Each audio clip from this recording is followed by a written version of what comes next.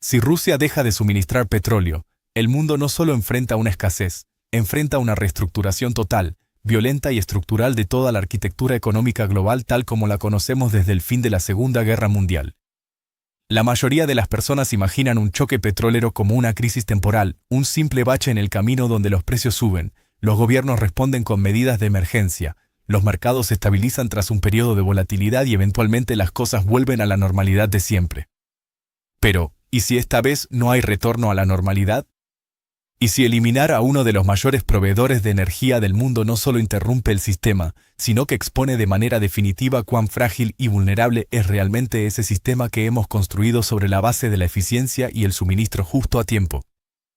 Porque el verdadero peligro no es la escasez física de barriles en sí, es lo que la escasez revela sobre las fracturas profundas de nuestra civilización industrial.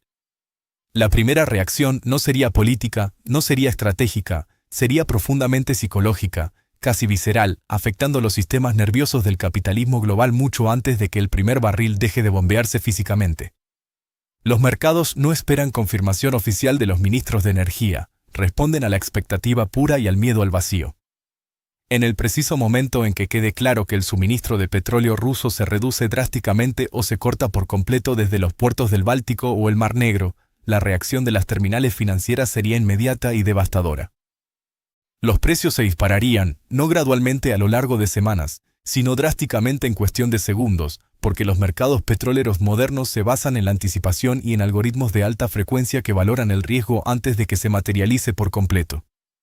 En este caso, la pérdida percibida de millones de barriles diarios desencadenaría algo mucho más profundo que un simple ajuste técnico de precios. Desencadenaría un estado de pánico sistémico. No me refiero a un pánico en el sentido de caos desorganizado en las calles, sino a un pánico frío dentro de las instituciones, dentro de las redes invisibles de crédito y dentro de las corporaciones que gestionan el comercio global. Los países comenzarían a asegurar el suministro no basándose en la necesidad real de consumo actual, sino en la incertidumbre absoluta sobre el futuro. Aquí es donde comienza la compra por pánico a nivel estatal. Los gobiernos, aterrorizados por la posibilidad de parálisis nacional, aumentan sus reservas estratégicas a cualquier costo. Las empresas multinacionales aseguran contratos de suministro de emergencia para evitar el cierre de sus fábricas. La demanda de envíos y fletes marítimos se dispara a niveles astronómicos y, de repente, el mercado deja de operar bajo las leyes del equilibrio entre oferta y demanda, empieza a operar bajo la ley del miedo. El miedo tiene un efecto multiplicador muy específico, amplifica la volatilidad y destruye la liquidez, haciendo que los precios no solo suban, sino que se disparen hacia el infinito porque nadie quiere ser el último en la fila para asegurar el suministro vital. Este es el shock inmediato, pero el shock no se distribuye de manera uniforme por el globo. El mundo no depende por igual del petróleo ruso, ni tiene la misma capacidad técnica para procesar alternativas. Algunas regiones están masivamente más expuestas que otras y, entre ellas, Europa destaca como el epicentro de la vulnerabilidad industrial. Durante años, los países europeos, particularmente Alemania, han trabajado incansablemente para reducir su dependencia histórica de la energía rusa, diversificando proveedores de GNL, invirtiendo miles de millones en energías renovables y construyendo una infraestructura de interconexión alternativa. Pero la reducción estadística no es lo mismo que la eliminación física, y los sistemas industriales construidos durante décadas de integración no pueden ser reemplazados de la noche a la mañana con simples decretos políticos. Si el suministro de petróleo ruso se detuviera por completo, Europa enfrentaría una emergencia energética de proporciones históricas. No porque no existan alternativas teóricas en el mercado global, sino porque las alternativas son severamente limitadas en el corto plazo por razones de logística y química. Muchas refinerías europeas fueron diseñadas específicamente para procesar el grado Urals, un crudo pesado y con alto contenido de azufre propio de Rusia. Intentar alimentar esas máquinas con crudo ligero de Texas o Arabia Saudita no es un proceso de conectar y listo, requiere ajustes técnicos profundos y reduce la eficiencia de producción de diésel, que es el combustible que mueve los camiones y la logística europea. Los sistemas energéticos requieren tiempo para ajustarse a cambios de tal magnitud. Los contratos deben ser renegociados bajo condiciones de extorsión, la infraestructura de oleoductos debe ser ampliada o redirigida físicamente, y las cadenas de suministro marítimas deben ser rediseñadas. Todo esto lleva años, tiempo que los mercados financieros y las necesidades térmicas de las poblaciones no permiten. La consecuencia inmediata sería el aumento vertical de los costos de energía en toda la cadena de valor, afectando no solo el precio del combustible en las gasolineras, sino el costo de la electricidad para los hogares, el precio de la calefacción en invierno, lo más crítico, el costo de los procesos industriales de alta intensidad. Y aquí es donde el impacto comienza a extenderse como un virus por todo el cuerpo económico, porque la energía no es un sector aislado, está incrustada en absolutamente todo lo que tocamos. Las fábricas de acero y aluminio la requieren en cantidades masivas, el transporte internacional depende de ella para cada kilómetro recorrido, y la agricultura moderna se basa fundamentalmente en hidrocarburos para la maquinaria y los fertilizantes. Cuando los costos de energía aumentan de esta forma, los costos de producción de cada bien tangible aumentan en sincronía.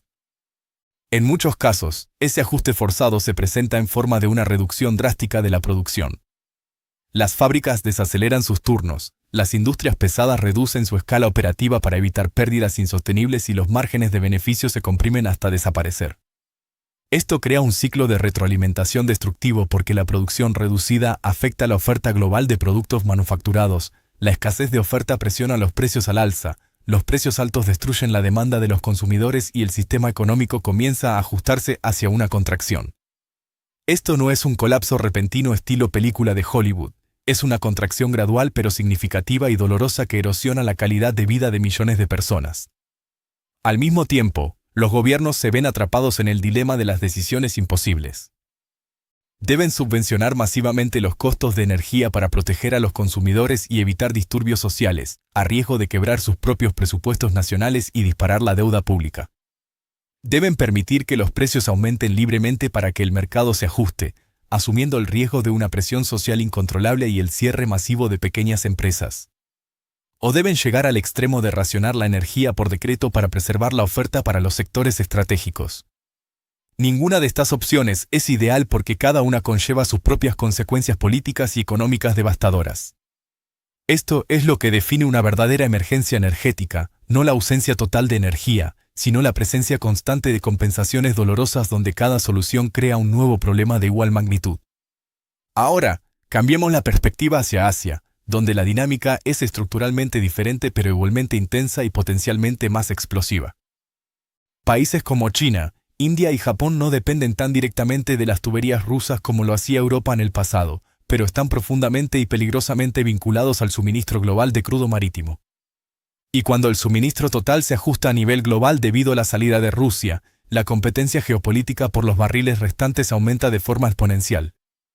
Esto crea un tipo diferente de presión, no una escasez física inmediata, sino una demanda intensificada y una guerra de ofertas, porque a medida que Europa busca desesperadamente alternativas para sus refinerías, recurre inevitablemente a los mismos proveedores de Oriente Medio y África de los que depende la economía asiática.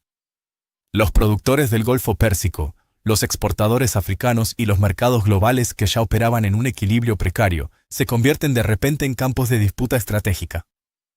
En los mercados en disputa, los precios aumentan mucho más allá de lo que dictan los costos de extracción.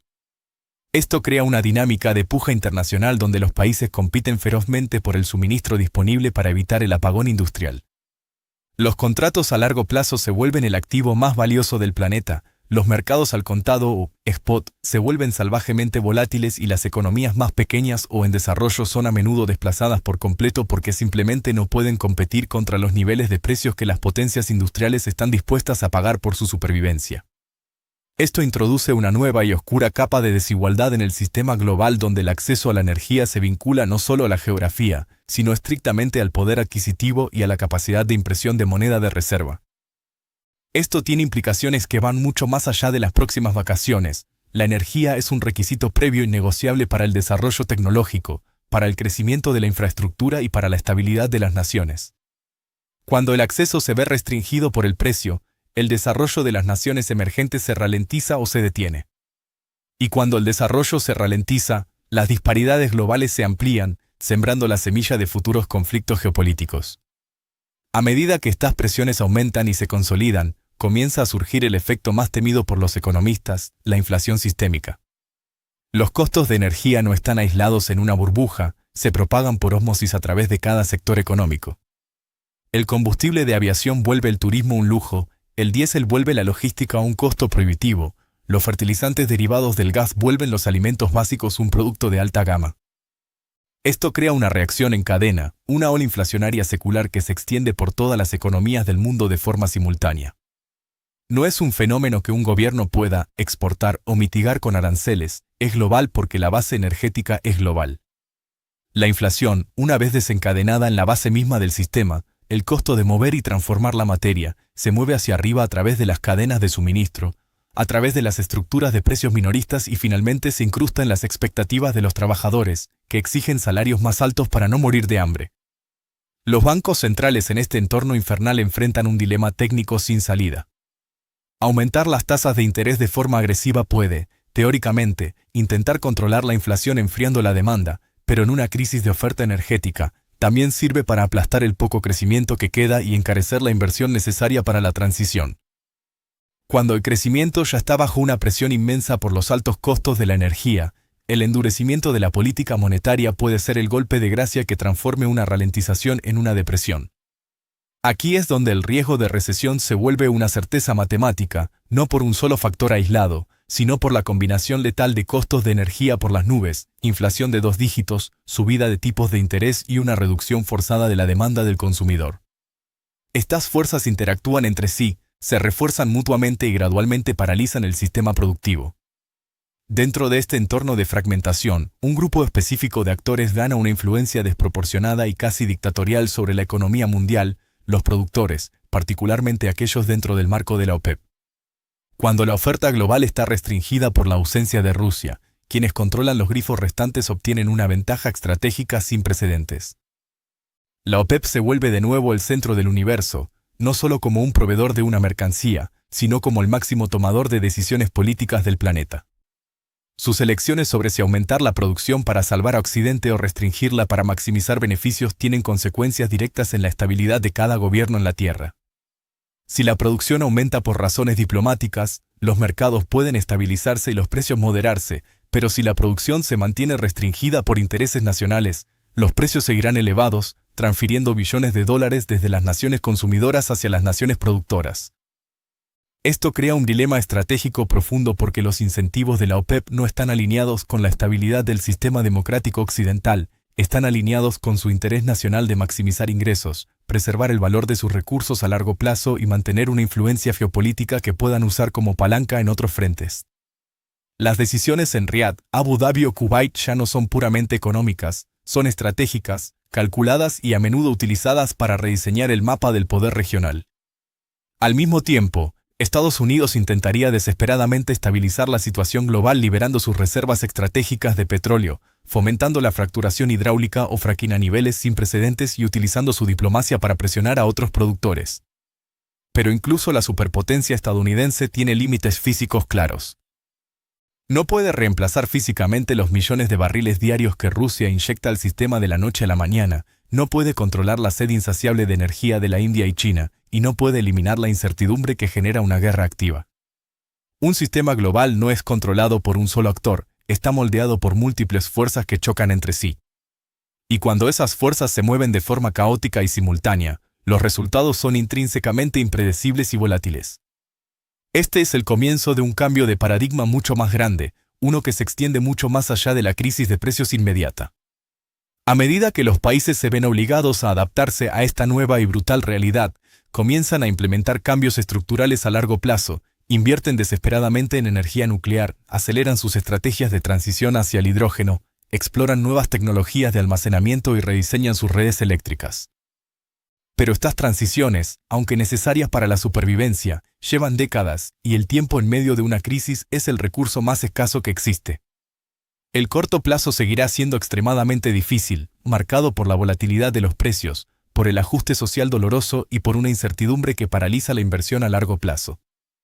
A medida que este proceso de adaptación forzada se desarrolla, otra capa del sistema comienza a emerger de las sombras, una que es menos visible para las estadísticas oficiales pero igualmente poderosa. Porque cuando los sistemas formales y las rutas legales están restringidos por sanciones o conflictos, los sistemas informales se expanden de manera natural. Aquí es donde comienza a surgir el comercio en la sombra a una escala masiva. El petróleo que no puede moverse legalmente a través de canales oficiales hacia los puertos occidentales comienza a moverse por rutas indirectas y opacas. Los envíos son redirigidos en alta mar con transbordos de barco a barco. Las estructuras de propiedad de los petroleros se vuelven laberintos de empresas fantasma en jurisdicciones remotas, las transacciones financieras se oscurecen mediante el uso de monedas alternativas o sistemas de trueque, y con el tiempo se desarrolla un sistema paralelo robusto. Este sistema en la sombra opera fuera de la supervisión de los organismos tradicionales, fuera de los mecanismos de precios transparentes de los mercados de futuros y fuera de la transparencia que define la economía moderna. Esto no es necesariamente ilegal en todos los casos según las leyes de los países participantes, pero existe una zona gris perpetua donde la aplicación de las leyes internacionales es inconsistente y donde los participantes están motivados por la necesidad absoluta de energía. Los países que enfrentan restricciones buscan alternativas para que su industria no muera, los intermediarios intervienen para capturar el margen de riesgo, se forman redes logísticas que no dependen del dólar ni de los seguros occidentales, y lo que comienza como una excepción de emergencia gradualmente se convierte en un patrón de comportamiento establecido.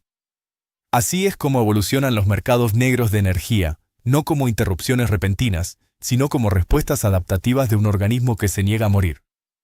En el contexto de la energía, esto tiene un peso geopolítico asombroso porque el petróleo es una materia prima que no se reemplaza fácilmente por su densidad energética y su portabilidad. Mientras exista demanda industrial en Asia o en el sur global, la oferta rusa encontrará una manera de fluir hacia esos mercados. Incluso si esa manera es menos eficiente, incluso si es más costosa logísticamente y mucho menos visible para los analistas de Washington, el flujo continuará, creando un sistema dual en el mercado energético global. Por un lado, un mercado formal regulado y alineado con Occidente, por el otro, una red informal y opaca que fortalece la resiliencia de quienes están fuera del sistema. Esta fragmentación reduce la coherencia del poder occidental, hace que la fijación de precios globales sea menos predecible y complica la coordinación de las instituciones internacionales. Sin embargo, y esta es la gran paradoja del conflicto moderno, la misma fragmentación que debilita el control de las potencias centrales también fortalece la continuidad del suministro mundial. Múltiples sistemas proporcionan múltiples alternativas, permiten que los flujos de energía continúen incluso bajo las restricciones más severas y reducen el impacto de las interrupciones totales en el consumo global. Dentro de este entorno fragmentado, el alineamiento geopolítico de las naciones comienza a cambiar de forma permanente. Los países ya no se agrupan únicamente por afinidad ideológica o sistemas de gobierno similares, se agrupan por la pragmática del acceso a los recursos, por la estabilidad de sus relaciones comerciales y por los incentivos compartidos de seguridad energética.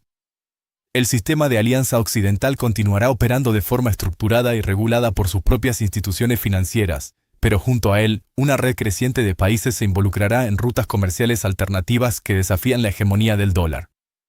Esto crea una estructura global en capas donde los países participan en ambos sistemas en diferentes grados, equilibrando sus necesidades, adaptándose a las sanciones y posicionándose estratégicamente para maximizar su propia ventaja nacional por encima de los intereses de bloque.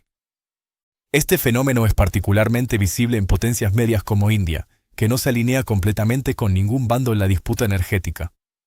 India mantiene sus asociaciones estratégicas con Occidente y participa en los mercados globales, pero al mismo tiempo aumenta masivamente sus importaciones de petróleo con descuento desde fuentes restringidas, lo refina en su territorio y exporta los productos terminados de vuelta al mercado mundial.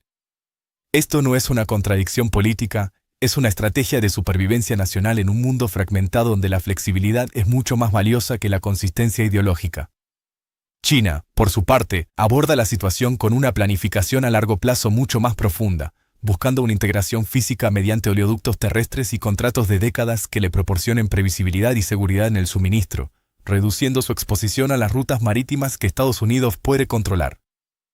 El cambio que estamos presenciando hoy no está impulsado por debates filosóficos, está impulsado por el riesgo puro y por el reconocimiento de que la dependencia de un solo sistema de suministro conlleva una exposición existencial. En un mundo incierto, los países buscan minimizar esa exposición diversificando no solo sus proveedores, sino los sistemas mismos a través de los cuales obtienen esos recursos.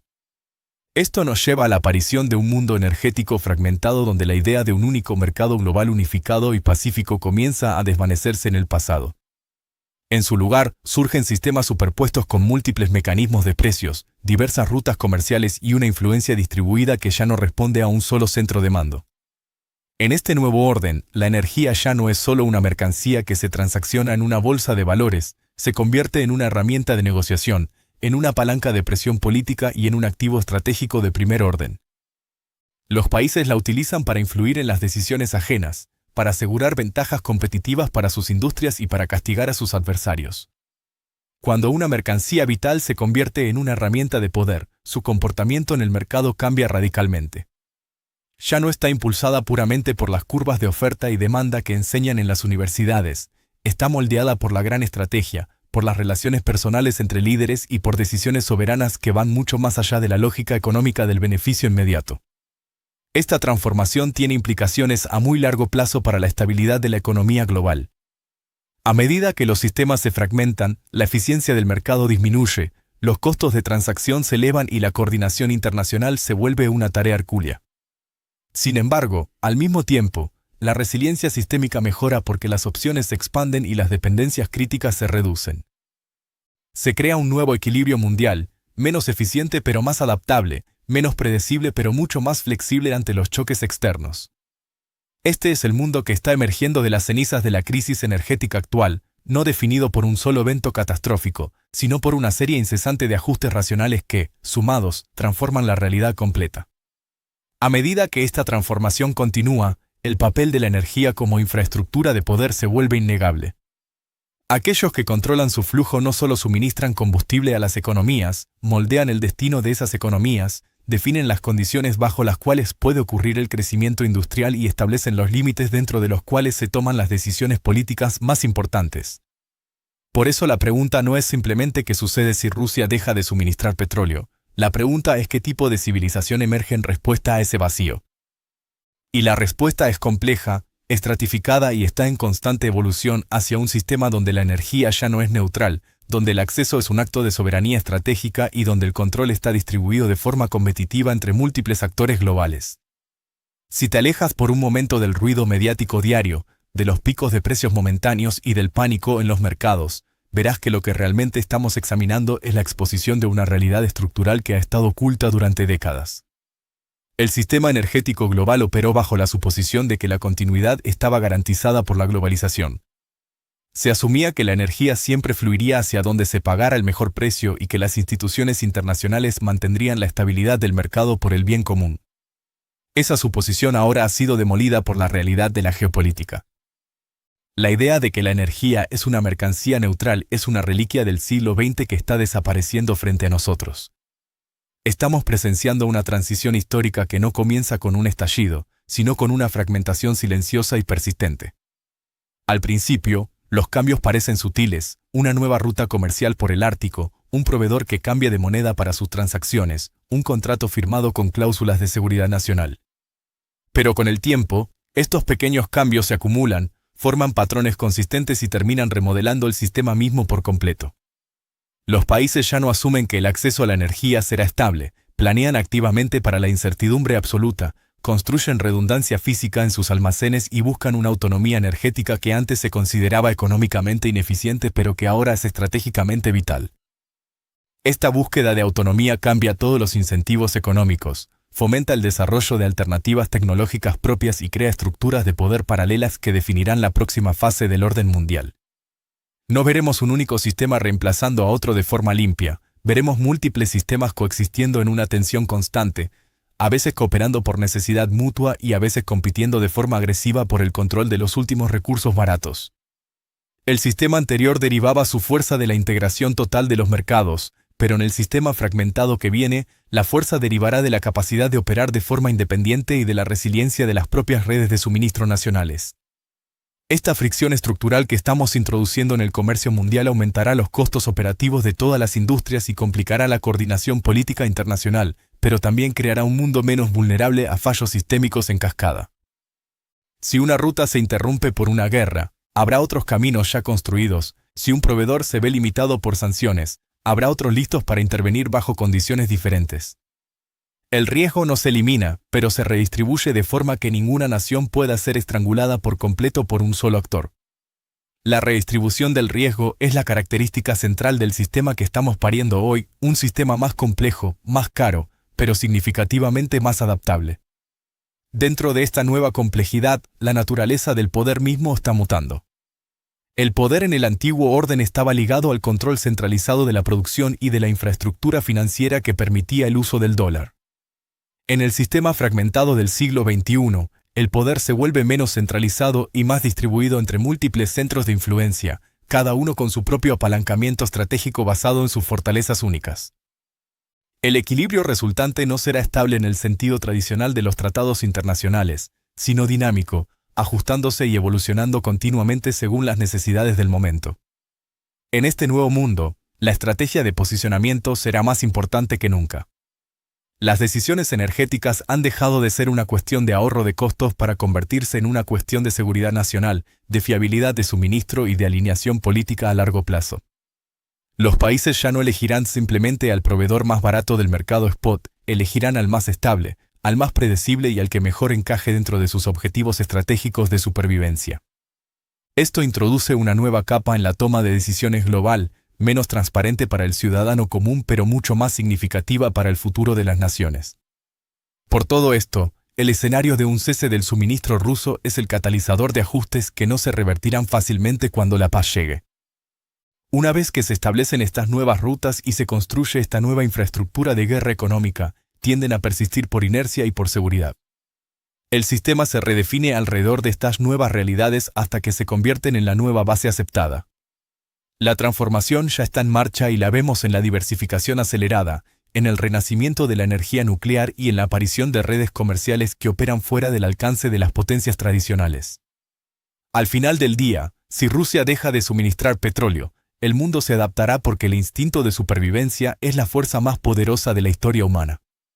Pero esa adaptación dejará una huella imborrable en la estructura de nuestra civilización, reconfigurando los flujos de riqueza, redefiniendo las relaciones entre continentes y creando un sistema que ya no será un regreso al pasado de la globalización ingenua.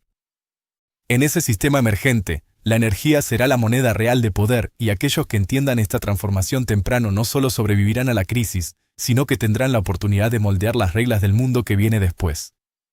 El futuro de la economía global no será determinado por quien reaccione más rápido al shock de hoy, sino por quien sea capaz de descifrar y dominar el sistema fragmentado y estratégico que ya está comenzando a tomar forma entre las sombras de este conflicto.